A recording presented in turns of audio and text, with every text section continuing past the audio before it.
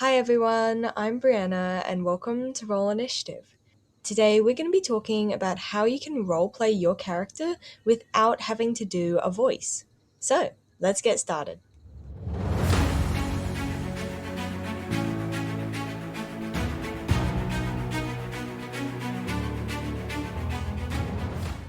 So, if you don't do a voice for your character, then that's fine. A lot of people don't, and there's still many really cool ways to roleplay without doing a voice.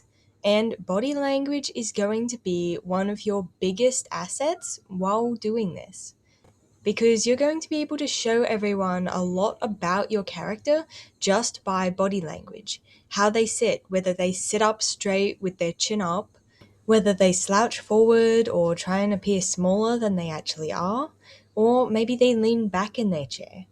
Doing stuff like this can really help to get you into character, and it can really help your roleplay to feel much more in depth, even without doing a voice.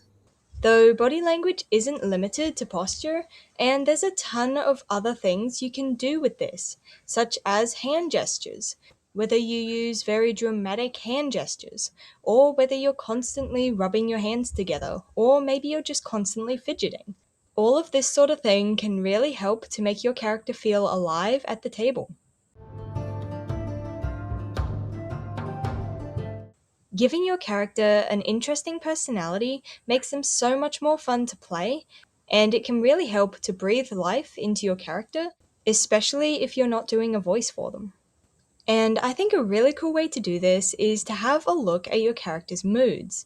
Try and find your character's most common or default mood, whether they're generally happy or whether they're generally quite gloomy or pessimistic.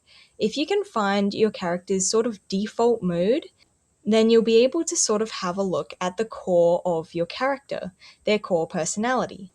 Then you can have a look at other different parts of their personality. And I think that's a really neat way to build levels to your character with what their moods are. Like, what part of their personality is used for what? Like, what emotion do they feel when something bad happens? Do they feel sad? Do they feel angry? I think that's a really cool way to add depth to your character and to make it easier to roleplay them without needing to do a voice.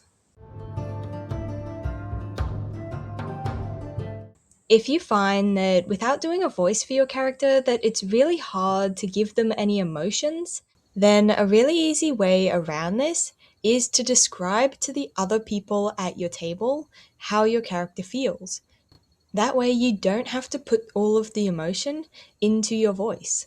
You can describe how your character feels and then tell everyone what they say. And I think this is a really awesome way to be able to roleplay emotion without putting it into your voice.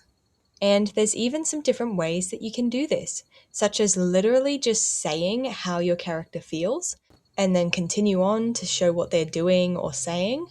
Or you can go into more depth and describe how they seem angry. You can describe them clenching their fists, glaring, lots of really cool ways to show your character's emotions without actually having to do it with your voice. But there we go, that's the end of this video, and thank you so much for watching.